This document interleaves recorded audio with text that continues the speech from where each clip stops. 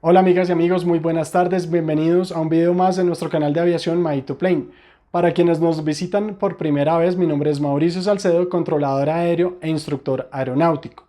Y hoy, como siempre, vamos a hablar de aviones. Uno de los objetivos del canal es poder hablar con personas que trabajan en el entorno aeronáutico, pilotos, tripulantes de cabina, controladores aéreos, inspectores, instructores, bomberos aeronáuticos, muchísimo personal aeronáutico alrededor de una sola operación aérea. Hoy en particular vamos a hablar con el comandante Juan Carlos González, es comandante de Airbus 330. Tiene más de 9.000 horas de vuelo, más de 12 años de experiencia y nos va a explicar cómo se cruza el Atlántico Norte, cómo es cruzar un espacio aéreo oceánico tan grande que por lo menos aquí en Bogotá muchos desconocemos. Bienvenidos.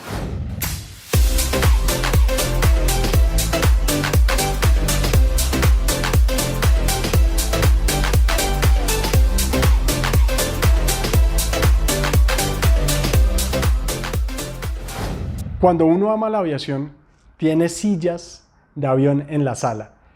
Le doy las gracias al capitán Juan Carlos González, quien muy amablemente nos abrió las puertas de su hogar para poder hablar de aviación y este cruce transatlántico. Capitán Juan Carlos, muchísimas gracias y bienvenido a My2Plane, el canal en YouTube. Muchas gracias, Mauricio. También bienvenido a la casa y bueno, espero que no sea la última vez. Muchas gracias, aunque todavía no me he puesto el cinturón de seguridad. No, toca ponérselo con cuidado. Bueno, capitán, hablábamos en la introducción del video de cómo es el cruce, en este caso del Atlántico Norte, cómo es este espacio aéreo. ¿Qué nos puede resumir brevemente para entrar en este espacio, por favor? Claro que sí.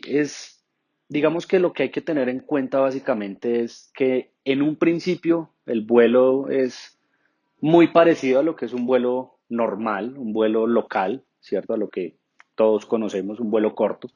Pero a medida que nos vamos alejando de la costa y vamos entrando cada vez más en ese espacio aéreo tan grande que es el océano o el Atlántico, vamos a empezar a encontrar diferencias en cuanto a la comunicación o a la navegación del avión. Hay que tener en cuenta, por ejemplo, que la comunicación entre un controlador aéreo y un piloto regularmente se da por frecuencia VHF. Las frecuencias pues, que maneja la Torre El Dorado y las que maneja, digamos, la mayoría de aeropuertos. Pero a medida que nos vamos alejando, esa frecuencia ya no nos sirve, ya no funciona, principalmente por la redondez de la Tierra. Una señal de VHF viaja desde el punto de transmisión hasta el receptor, viaja en línea recta. Tiene que ser de vista directa. Exactamente. O sea, se bloquea por obstáculos, edificios, montañas o cualquier tipo de obstáculo.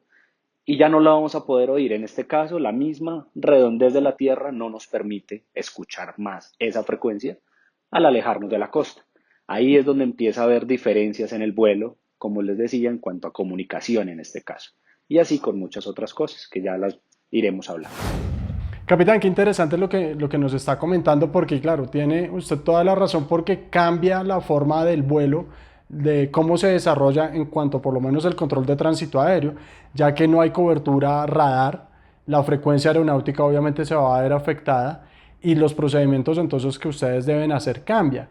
Entonces creo yo y le pregunto, cambia la navegación, porque ya no es navegación con radioayudas y satelital, seguramente lo hacen, pero cambia y eso debe venir desde el despacho, ¿no? Correcto, o sea, empecemos, digamos, hablando en cuanto a la navegación, ¿cierto? Hay varias maneras de navegar, hay diferentes maneras de hacerlo, de cómo ubicarnos y llegar de un lugar a otro. Digamos que lo que se utiliza o lo más común hoy en día es mezclar esas diferentes maneras de navegación y hacer un conjunto de ellas para lograr tener una navegación más adecuada y más óptima, ¿cierto? Como usted bien lo mencionó, las radioayudas siempre han sido, digamos, la manera más fácil de hacerlo, más común. Todos los aviones, aunque tengan diferentes equipos, todos los aviones siguen teniendo sus radios de navegación que se utilizan bien sea como manera primaria de navegación o como referencia. Pero claramente cuando, volvemos y repetimos, cuando nos alejamos de la costa, tanto la comunicación como esa navegación por radioayudas ya no es efectiva, ya no nos sirve. Hay puntos en el océano o inclusive en áreas continentales remotas en donde las radioayudas no están. Y es ahí donde el avión que vamos a utilizar nosotros para hacer un vuelo transatlántico debe tener la capacidad de navegar por otros medios. En este caso, por navegación satelital es lo más común, o por navegación inercial, que es otro tipo de navegación o otro tipo de método, por llamarlo de alguna manera, que tiene el avión para ubicarse y asimismo informarle al piloto en dónde está volando y hacia dónde debe volar en ese momento. Bien, a mí la navegación siempre me ha parecido interesante, lo hemos hablado en muchos videos, los tipos de navegación, navegación visual, navegación con referencia a radioayudas o en este caso navegación satelital, que es fundamental, ¿no? Una duda que me surge y nos la han preguntado a través de nuestras redes sociales. No es lo mismo operar un avión de 2 a 4 motores. Los tan queridos 747 y Airbus 340, incluso el Airbus 380 que tienen 4 motores, ya estos aviones van de salida. Bueno, quedan de pronto en su forma de carga, pero en general van de salida.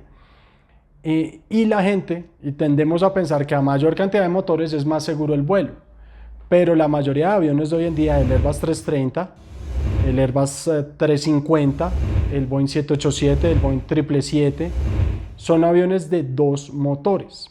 Entonces, tengo entendido que la industria ha desarrollado todo un concepto alrededor de esta seguridad para operar aviones de 2 motores. Y ahí es donde entra el concepto ETOPS, si no estoy mal. ¿Qué es Capitán ETOPS y cómo es todo este entorno en esa cruce atlántico con solo 2 motores? Porque si se me ve a uno, empiezo a sudar. Claro, no, está muy bien. Digamos que, como usted bien lo dice, hay diferentes tipos de aviones, aviones de cuatro motores, de dos motores, pero a medida que la industria aeronáutica va evolucionando, esto cada vez más se vuelve como un equilibrio muy sensible entre costos de operación y seguridad, ¿cierto? Queremos hacer una operación más eficiente, más económica, pero sin que se vea afectado la seguridad en ningún momento, ¿cierto? Entonces, aunque es muy natural pensar que a mayor cantidad de motores, mayor seguridad, pero digamos que cuando un avión de dos motores sale a vuelo, a cualquier vuelo, ya sea un vuelo transatlántico o un vuelo local, todas las partes del vuelo, desde el momento en que inicia hasta que termina, tienen que hacerse con seguridad. Así tengamos solamente dos motores. Es decir, en el dado caso que uno de los dos motores falle o que tengamos alguna otra falla grave en el avión, debemos estar en la capacidad de continuar el vuelo en esas condiciones y aterrizar en el aeropuerto más cercano, ¿cierto? Entonces, ¿qué pasa? Si estamos volando en el océano, digamos que no es fácil encontrar un aeropuerto cercano. Todos los aeropuertos que estén por ahí van a estar lejos. Entonces, ahí nace el concepto ETOPS, Extended Range Twin Engine Operation Performance Standard. Suena un poquito complicada la sigla, pero si nos centramos a analizar realmente qué significa eso, vamos a ir aprendiendo que todo eso, toda la teoría que existe alrededor de ese concepto y de esa forma de operación va tomando sentido y va tomando como, o sea, vamos logrando entender por qué existe y de qué se trata. ¿Qué pasa? Cuando uno hace un vuelo normal, por llamarlo de alguna manera, un vuelo local, en un avión de dos motores, siempre el vuelo debe ser planeado de tal forma que en cualquier momento del vuelo, mientras estemos en el aire, debemos estar en capacidad de aterrizar en un aeropuerto alterno en ruta en caso de alguna emergencia. Y ese aeropuerto no puede encontrarse a más de una hora de vuelo en condiciones normales. Es decir, voy a poner un ejemplo. Si nosotros hacemos un vuelo desde Bogotá hacia la costa, puede ser hacia Barranquilla. Es un vuelo relativamente corto, pero aún así, a medida que estemos volando, no podemos estar alejados a más de una hora de algún aeropuerto que nos sirva de emergencia. Siempre. Cuando empezamos a hacer vuelos de mayor alcance, igual podemos ir buscando aeropuertos alternos en ruta que nos sirvan. Entonces, cada vez la operación o quienes van a operar ese avión y desean hacer un vuelo de largo alcance deben ir obteniendo por parte de su autoridad aeronáutica, la autoridad aeronáutica de cada país, una aprobación ETOPS. para poder empezar a hacer vuelos en donde no necesariamente los aeropuertos alternos tienen que estar a 1 hora. ¿De acuerdo? Cada vez podemos ir adquiriendo una autorización para hacer un vuelo ITOPS un poquito mayor. Empezamos con 60 minutos, que no es ITOPS, luego vamos con 75 minutos. Cuando tenemos la aprobación de 75, un aeropuerto alterno máximo a 75 minutos. Cuando conseguimos la autorización ITOPS 120, entonces cada aeropuerto alterno a 120 minutos. Eso lo podemos ir extendiendo ¿hasta dónde? Hasta que lleguemos digamos, al tope máximo que el fabricante del avión ha autorizado para ese avión. Un 787, por poner algún ejemplo. El fabricante dice, este avión máximo puede hacer un ITOPS de X cantidad de minutos. La aprobación ITOPS para ese operador va a ser máximo hasta ese límite. El más común, digamos el ITOPS más regular que se utiliza es ITOPS 180. Es un ITOPS muy adecuado para cruzar o hacer un vuelo desde Colombia, por ejemplo, hacia Europa cruzando el Atlántico. Debemos encontrar aeropuertos máximo a 180 minutos. ¿Qué seguridad nos brinda esto? Que para obtener esa autorización, obviamente hay que hacer un proceso, hay que demostrar efectivamente que tanto las tripulaciones como el avión son capaces de operar con tal seguridad que es muy poco probable realmente que una falla ocurra. Pero donde llegue a ocurrir, el avión perfectamente puede volar ese tiempo y aterrizar con seguridad en un aeropuerto alterno. Súper interesante, capitán, aquí escuchando todo lo que nos está comentando y me quedan entonces varias cosas ahí. Un aeropuerto adecuado, es porque no todos los aeropuertos son adecuados y para explicarles y contarles a todos, por ejemplo, un aeropuerto pequeño, por ejemplo, si se quiere en el norte de Bogotá está Guaymaral, pero no es un aeropuerto adecuado para aviones grandes. Entonces, cuando usted se refiere a esos aeropuertos adecuados, son aeropuertos que puedan soportar la operación del avión, del tamaño del avión. Ser aeropuertos que tengan una pista adecuada para soportar el avión, unos procedimientos de navegación adecuados, procedimientos de comunicación, equipos de emergencia, llámese bomberos o rescatistas, para recibir precisamente un avión en emergencia. Lo que conocemos como el servicio de extinción de incendios, ¿no? Y tienen unas categorías todos los aeropuertos. Y también algo que me parece importante lo que usted menciona es entonces 180 el ITOPS regular sí, más común si se quiere en las compañías aéreas. Entonces quiere decir eso que un avión puede volar a máximo 3 horas de vuelo de otro aeropuerto que le pueda servir. Correcto, esos 180 minutos, digamos que los vamos a convertir en distancia calculada en condiciones estándar, condiciones sin viento, unas condiciones específicas, que no necesariamente van a estar presentes esas condiciones en todo momento, correcto, pero al momento de transformar ese tiempo en una distancia, lo que hace un despachador es, en un mapa, toma los aeropuertos alternos que puede seleccionar, ¿cierto? Basados en las condiciones que ya hablamos, y adicional a eso, basados en condiciones meteorológicas y NOTAMs que nos sirvan para la operación en el momento que los vamos a requerir. Una vez se tiene ese aeropuerto, se dibuja un círculo con las millas a las que transformamos esos 180 minutos y asegurarnos que la ruta que se traza no se salga de esos círculos. Entiende. Entonces el trabajo del despacho es fundamental en eso, en esa salida del vuelo.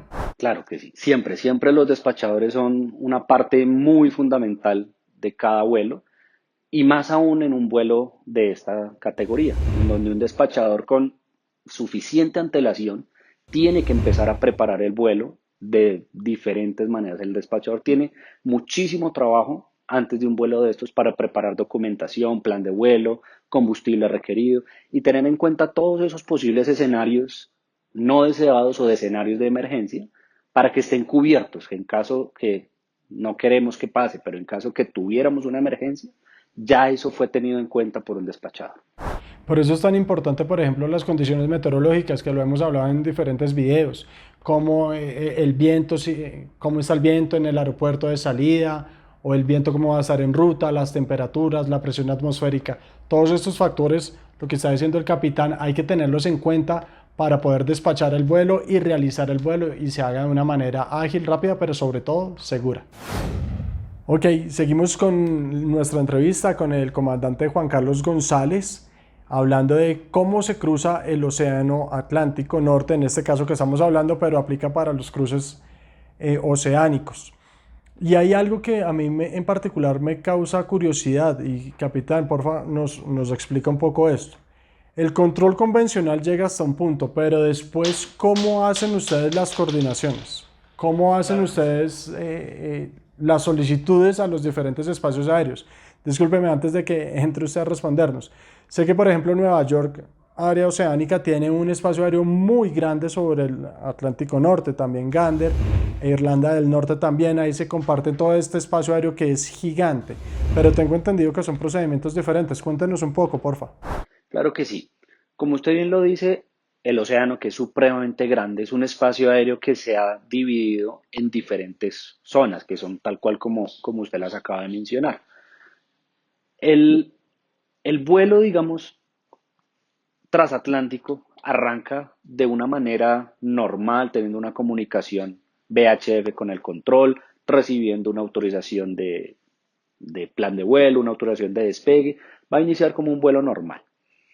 Una vez estamos llegando al límite entre el espacio aéreo doméstico y el océano, tiene que haber una coordinación con el último controlador en VHF con el que vamos a tener comunicación y con ese espacio aéreo, en este caso, por poner un ejemplo, de Nueva York. Vamos a suponer que vamos a ingresar al océano por esa zona tan extensa y tan grande que es el oceánico de Nueva York.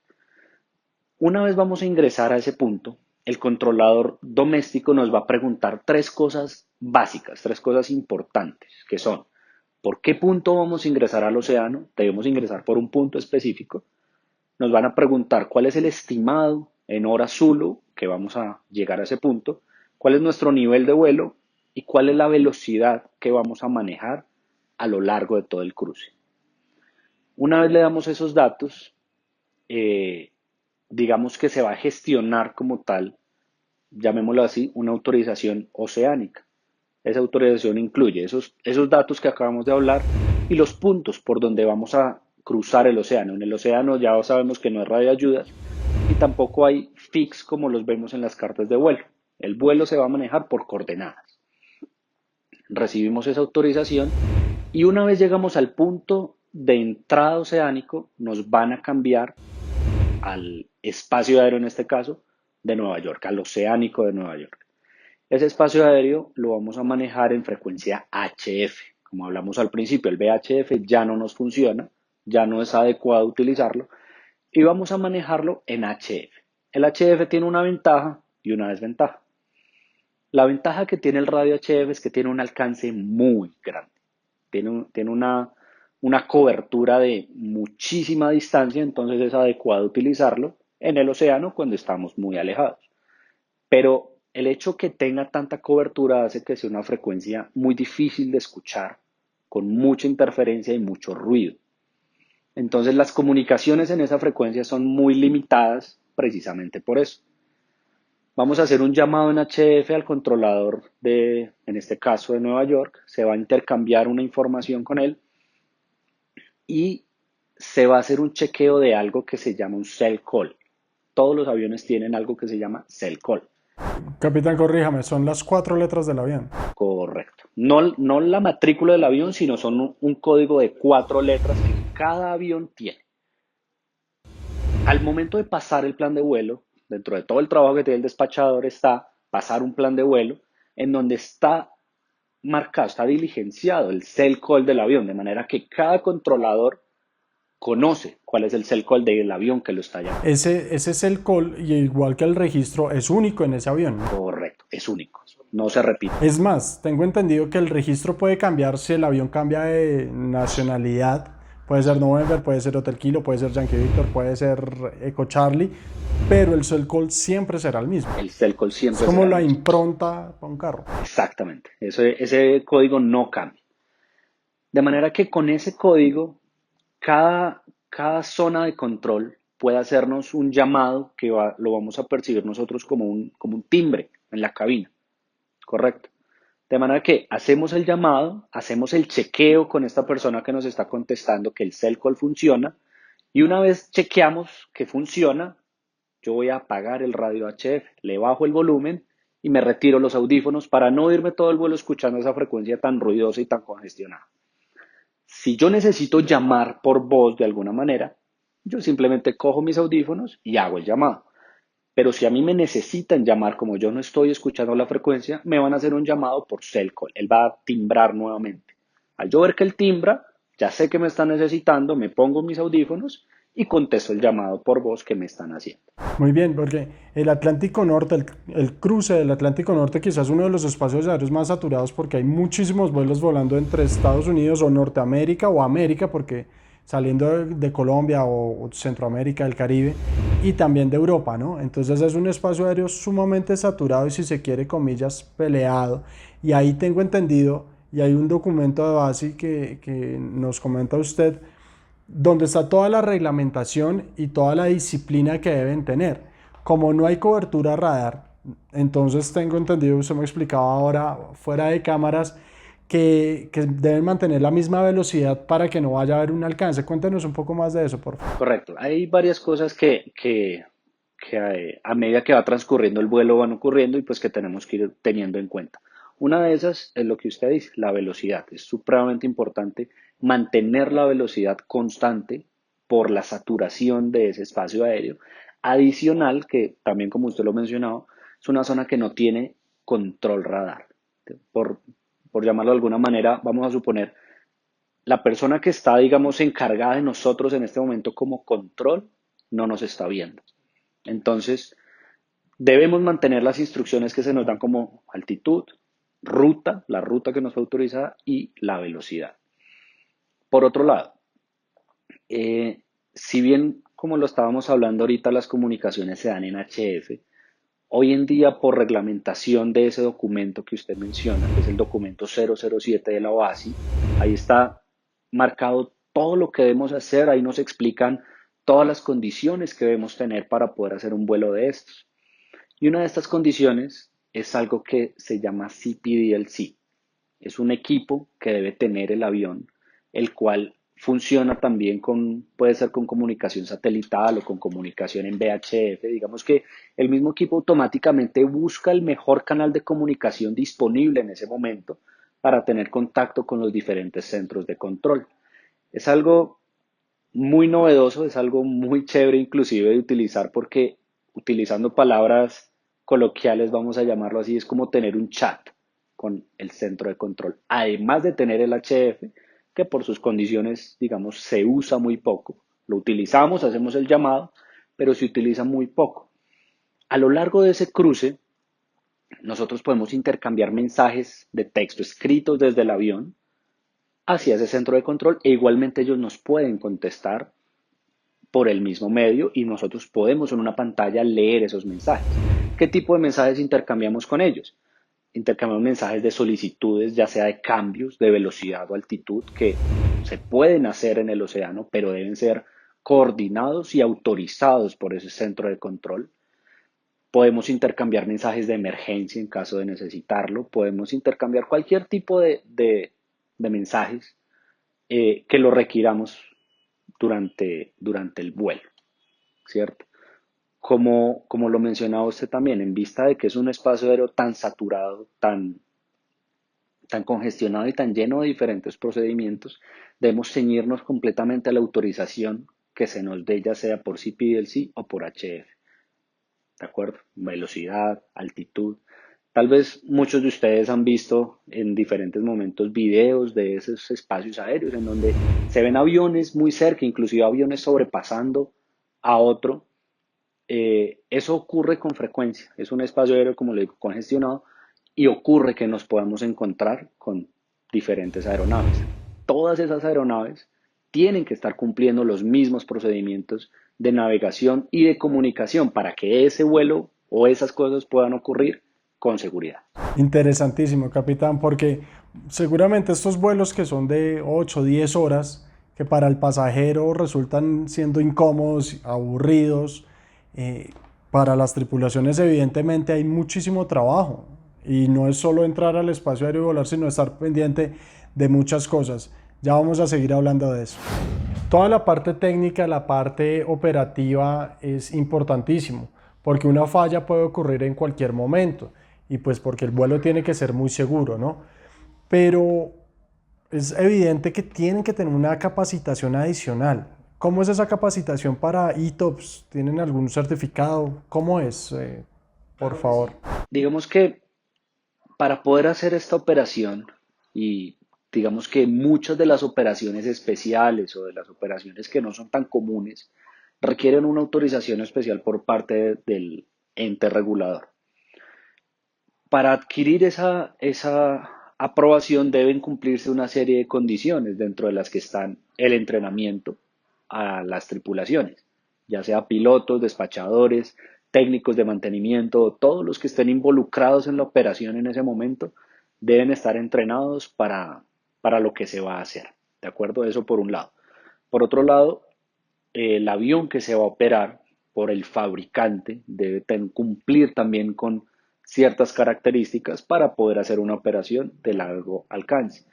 Y por último, la aerolínea, la empresa que está haciendo este tipo de operación, igualmente a través de su ente regulador, obtiene la aprobación para poder realizar estos vuelos.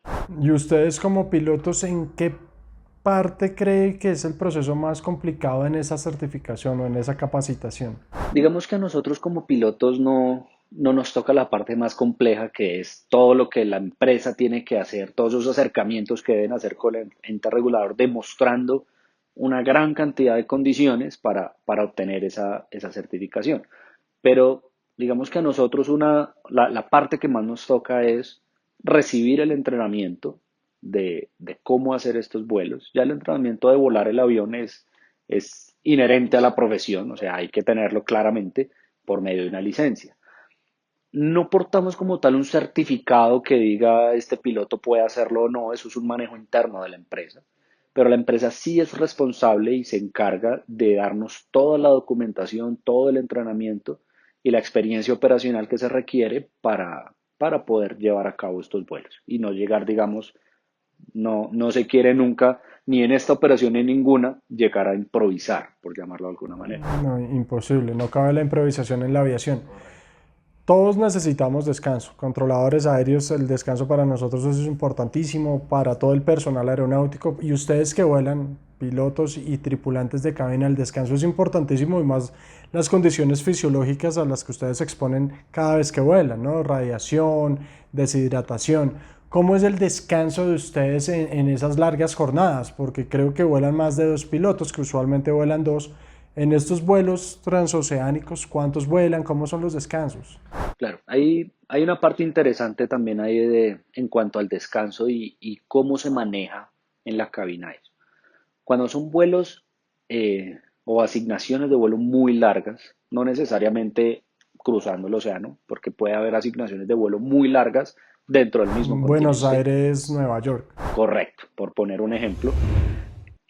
Siempre que son operaciones después de cierto límite, tienen que ir más pilotos en el avión, no solamente dos. Dependiendo lo largo del vuelo, pueden ir dos, pues tres o hasta cuatro pilotos. En todo momento durante el vuelo, siempre hay dos pilotos encargados del vuelo. Así hayan más a bordo, siempre hay dos pilotos ocupando su silla, Mínimo siempre. mínimo dos, correcto. Nunca se queda un piloto solo, siempre están los dos encargados de la operación. Cuando llega el momento de descansar, pues por un momento uno de los dos pilotos se para de su asiento y otro inmediatamente llega a ocupar esa silla y a reemplazar sus funciones. Mientras que ya el que previamente estaba ahí sentado se puede tomar su tiempo. Hay lugares designados en el avión para descanso. Mm, Adicional a eso, voy a poner un ejemplo de cómo sería un vuelo de estos. Generalmente esas tripulaciones múltiples pueden componerse de dos capitanes y un copiloto o un capitán y dos copilotos. Eso puede variar dependiendo de lo que la empresa haya designado para eso. Si fuera el ejemplo en el que en una tripulación múltiple van dos capitanes y un copiloto, tiene que llegar un momento en el que el copiloto tiene que pararse de su silla y tiene derecho a su tiempo de descanso durante el vuelo. Entonces, uno de los dos pilotos va a quedar ocupando la silla que le corresponde como capitán, que es la silla izquierda, y el otro la silla derecha.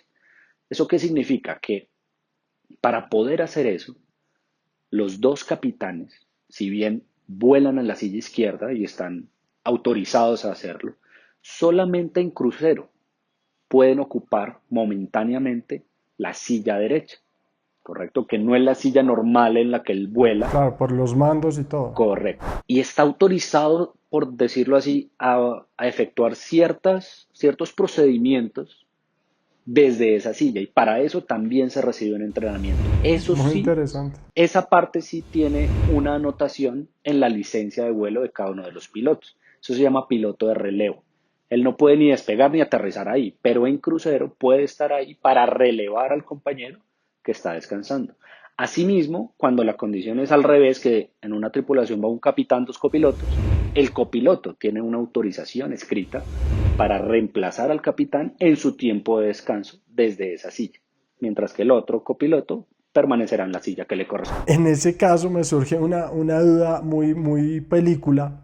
Si pasa algo muy importante, van y despiertan al capitán. Claro, O claro que sea, sí, como en un barco, capitán, pasó esto, ustedes igual. Si el correcto. comandante está descansando, pero pasó algo muy importante, que no necesariamente es una emergencia, pero sí una situación que requiere de mando, Claro, tiene es que muy despertarse. importante tener en cuenta pues que aunque los otros pilotos puedan estar en su tiempo de descanso, son una parte importante del vuelo y que pueden aportar en caso de cualquier eventualidad, ya sea una emergencia o una condición, digamos, que se salga de la rutina.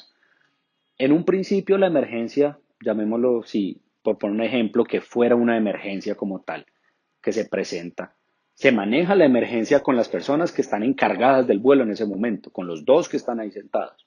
Una vez digamos que se realizaron los primeros pasos para solucionar la emergencia, es muy necesario, ya sea que atrás haya uno, dos o más pilotos, involucrarlos en la situación porque, vuelvo y digo, nos pueden aportar ayuda, información o los podemos poner a hacer algún tipo de procedimiento que nos quiten cargas de trabajo y así poder, digamos, solucionar con mayor facilidad lo que esté pasando. Capitán, yo estoy muy cómodo aquí en las sillas de su sala y me gustaría preguntarle cómo manejan el jet lag. El jet lag para todos es el descuadre de horarios básicamente, porque pues aquí estamos 6 de la tarde en ese momento en Bogotá, pero en España ya es medianoche. Y ustedes viajan y cruzan esos usos horarios varias veces por mes, si se quiere hasta por semana. Y usted, claro que tiene tanta experiencia en esa parte de cómo manejar esa parte de cambio de horario, ¿qué le puede decir a los pasajeros? A alguien que va a viajar a España, ¿qué puede hacer como para que llegue allá y no le dé tan duro el jet lag que es el cambio de horario y queda como desubicado porque entonces tenía que dormir, pero estoy desayunando? ¿Cómo es eso? Digamos que eso en el cuerpo de un ser humano no es algo natural, no es algo normal. La fisiología del cuerpo humano está diseñada para 12 horas de día, 12 horas de noche y claramente al realizar un vuelo de estos eso no se cumple y empieza a generar a veces un poco más de cansancio o cierto tipo de desorden tanto en sueño, alimentación o descanso. Hay que ser muy consciente cuando se va a hacer un vuelo de estos, las tripulaciones son informadas de eso con suficiente anticipación. Yo puedo saber que tengo un vuelo transatlántico con varias semanas antes y hay que ser juicioso. O sea, cada persona debe tener la responsabilidad de antes y después del vuelo, ser juicioso con descanso, con alimentación, con todo este tipo de cosas y eso es parte de la preparación del vuelo. Obviamente durante el vuelo se reparten equitativamente entre todos los pilotos que están presentes sus tiempos de descanso y los tiempos que tienen que estar en la operación. Entonces, si bien no deja de ser un poquito agotador, obviamente, realizar un vuelo largo, tanto para pilotos como para pasajeros, vemos que la mayor recomendación es tratar de adaptar antes del vuelo su cuerpo en todos estos aspectos, de manera que pueda llevar con mayor facilidad su operación, su vuelo a estos lugares. Ahí entra algo que se llama el síndrome de la clase turista. Yo alguna vez hice un pequeño estudio de eso y es cómo el comportamiento del pasajero en esos vuelos tan largos influye en su misma salud. Recomiendan al menos cada 2 horas pararse y dar una vuelta por la cabina del avión. No cabina de pilotos, sino la cabina de pasajeros. Vaya al baño, des una vueltica, estire piernas, use medias que le ayuden a la compresión y todo eso. Hidratarse mucho, ¿no? Entonces, capitán, muchísimas gracias. Esperamos a todos que les haya gustado este formato que también hay en el canal de aviones, de control, de vuelo, de entrevistar a personas como el Capi, que es amigo, y muchísimas gracias. No, Mauricio, muchas gracias. Para mí es un placer haber estado aquí. Espero que disfruten el video y bienvenido siempre también a mi casa. Claro que sí. Recuerden suscribirse, darle like, compartir. Coméntenme porfa si les gusta esto y entrevistamos a muchísima más gente. Risas, pasión y aviación. Cuídense mucho. Los saluda Maito Plain.